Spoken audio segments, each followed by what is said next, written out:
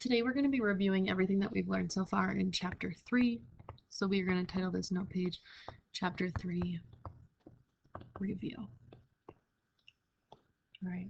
The first skill that we talked about was writing expressions. So this is when you're given like a word phrase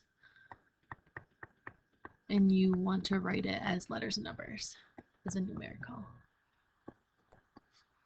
Okay. If you have a highlighter, go ahead and highlight that, just so when we look back, all the skills that we've learned so far are highlighted. Makes it super easy to go back and use your notes later when you need a refresher. So I'm going to go ahead and just write out all the word phrases, and then I'm going to have you try to do them on your own and use the video to check. So the first one is a product of D and 2. Second one, B decreased by 12. 5 more than X. And then quotient of Y and 2. Okay. So like I said, if you want to go ahead, pause the video, try these out on your own, and resume the video to check. That is what I would like you to do. If you want to follow along for the first one, you can, just so you get a hint of what we're doing. So product. Product means multiplication. So we would be multiplying D times 2. Now in algebra, we like to write this as 2D. So either of these answers are correct, because with multiplication, it doesn't matter the order. But technically this would be written as 2D in algebra. B decreased by 12. Decreased by would tell us to subtract, so it would be B minus 12. The third example, 5 more than X. More than would tell me to add, so 5 more than X would be 5 plus X. Quotient of Y and 2. Quotient is the answer to a division problem, so it would be Y divided by 2. We always work with these left to right, so whatever comes first would come first in the numerical sentence, just like in the word sentence, unless it's like something that's saying like less than. So let's do an example of like 5 less than, and let's just use numbers so that it makes sense. 5 less than 10. So if you're thinking about a number that is 5 less than 10, let's do like 15, so they're not all the same. So if you're thinking of a number that's 5 less than 15, that number would be 10, right? 10 is 5 less than 15. So we wouldn't be doing 5 minus 15. We would actually be doing 15 minus 5. When we see this less than, or sometimes I say fewer than, that is the only time that we switch the order of those numbers. Okay. All right, the next skill we learned was combining like terms. So let's go ahead and title that section, Combining Like Terms. A lot of us struggled with this, so I want you to really pay attention to this section, because combining like terms is such an important skill that we're going to be using the rest of the year. You'll use it in 8th grade, 9th grade, 10th grade. You'll literally use it every year. So make sure that we are paying attention to this. All right, so first example, we're just going to write a whole long expression. So write this down on your page. X plus 4x plus 2y plus 3x minus y plus 12. Okay.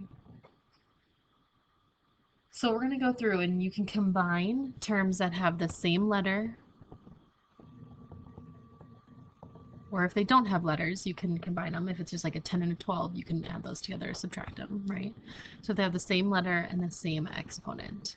If we have like an x and an x squared, we cannot combine those because they are not like terms, because they have different exponents. Okay.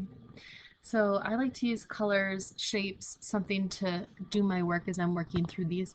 So my first term is x, so I'm going to go and circle that x, and I'm going to think to myself, how many x is that? That's a 1x. So I'm just going to type in or writing my 1 just so I don't forget. So I have 1x plus 4x. The sign that comes before the term sticks with it. I should have 1x plus 4x plus 3x. Okay, and those are all my terms with an x, so those are the ones I can combine. So I have 1x plus 4x, that would be 5x, plus 3 more x, that would be 8x. Okay, now I'm going to use a different color or a different shape, and I have a plus 2y, so it's a positive 2y, minus y, and I'm going to think to myself, oh yeah, that's minus 1y, because how many y's is that? It's just 1. And then the 12 doesn't have a y, so we've got 2y minus 1y, and 2 minus 1 would give us a 1y. Now this is a positive 1y, so we would put a plus in between those. Okay, if it was like 2 minus 5y, that would be a negative 3. So our answer would be a negative 3y. So we'd put a minus in front of that 3y. Okay, but right now we're dealing with all positive answers. So we should have all pluses in our answer for now. Okay, then last but not least, we have a plus 12. And we don't have any other just plain numbers called constants. So we would just put in our plus 12 at the end. Okay, so that's how we combine like terms. So I want you to write down the examples with me, and then if at any point you feel comfortable to pause the video and work ahead, go for it. 5b plus 12 plus 24b squared minus 3b plus 4c minus 8. Again, go ahead, pause the video, try this out on your own, resume the video to check. We're going to start with that first term, that 5b. Do I have any other just plain b's? Yes, I have a minus 3b. Notice how I didn't box the 24b squared because it has a different exponent. This is a b, that's a b squared. No more b's, so I do 5b minus 3b. That would give me 2b. Then I've got a plus 12. Do you have any other constants? Minus 8. So I have a positive 12 minus 8. 12 minus 8 is 4. Since 4 is a positive number, I'm going to put a plus sign in front of it. Then I have 24b squared. Draw a little heart. Do I have any other b squareds? No, I do not. So I would do plus 24b squared. And then I have a 4c, no other c's, so I just put my 4c.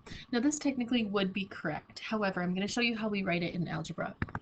So in algebra, we always start alphabetical order, highest exponent first. So the term that has the highest exponent is b squared, so we'd have 24b squared plus. Then we go alphabetical order because we have a b and a c, and both those don't have an exponent. So b would come first because it's alphabetically first in the alphabet. Then we have 4c, and then our terms without a letter, those constants come last. So technically in algebra, this is how it would be written correctly. But again, since we're adding them all, it is basically the same answer. All right, one more to try on your own. Then you can resume the video to check as always. 3x squared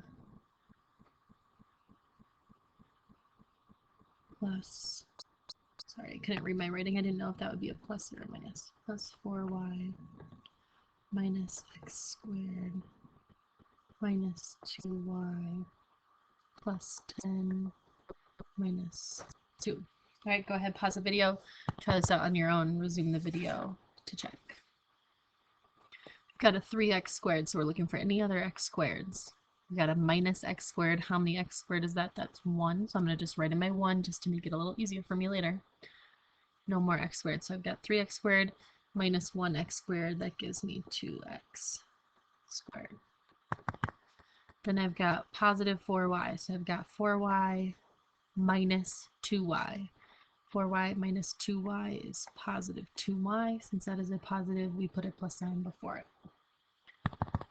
Now we've got plus 10 minus 2. So positive 10 minus 2 is 8. Since that's a positive 8, we put plus 8. Now this is already in the correct order because we've got our x squared first, then our term with the y, then our term without a letter or constant.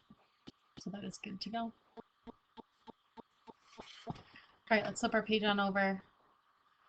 Next thing we learned was the distributive property.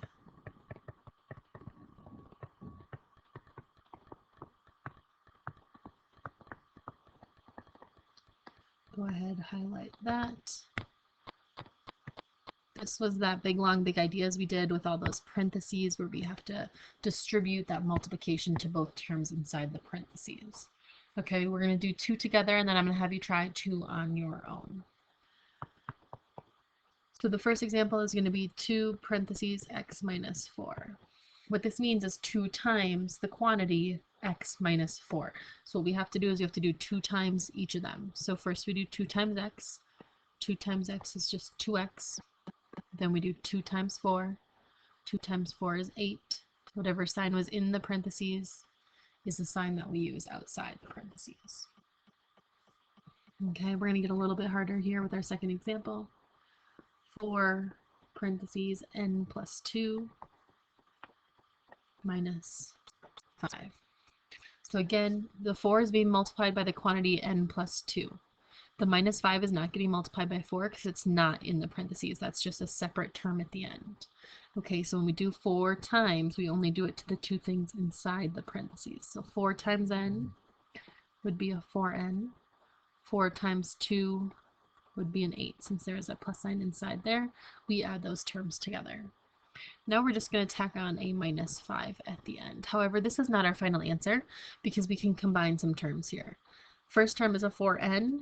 There are no other 4n's, so we just keep it in our answer. But then we have an 8 minus a 5. 8 minus 5 we can combine to 3. Since that is a positive 3, we put a plus sign in between them.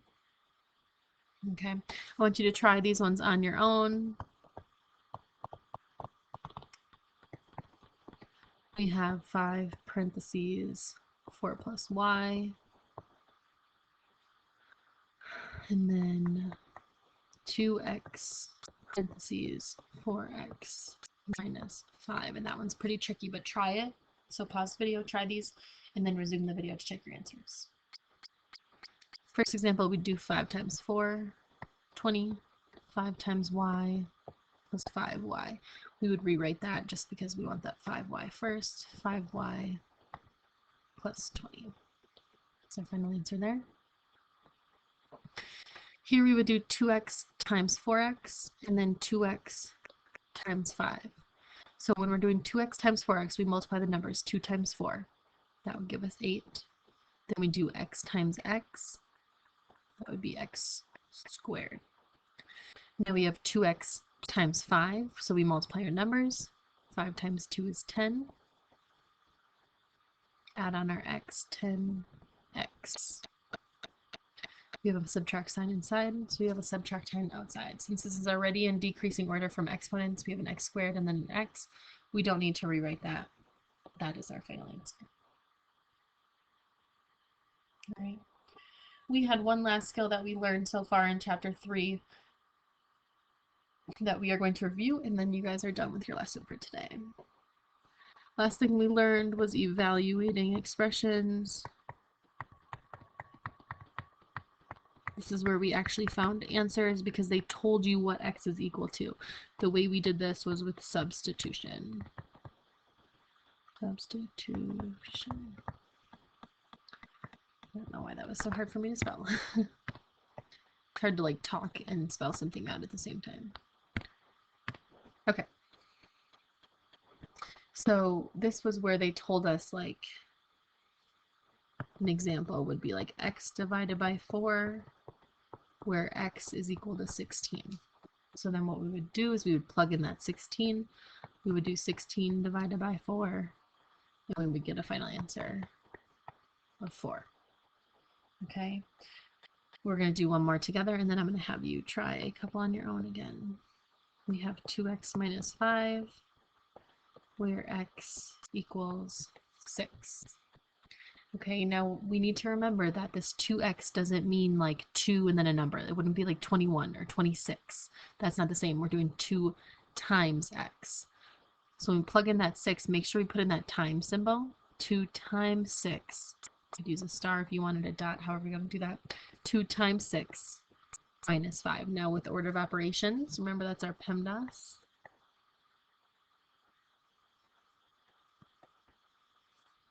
Okay, no parentheses, no exponents, multiplication. So we would do 2 times 6 first. That would be 12.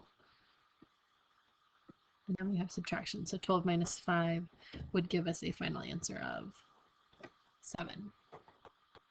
Okay. Try these ones on your own. Pause the video once I'm done writing them down and then resume the video to check. X divided by y, where x is 100, y is 25. Go down a couple spaces. 10 plus 3xy, where x is 4 and y is 2. Once you get that all written down, pause the video and then resume the video to check your answers. First one's pretty simple. Plug in our 100 for x, so we'd have 100. Plug in 25 for y. 100 divided by 25 is 4. Okay.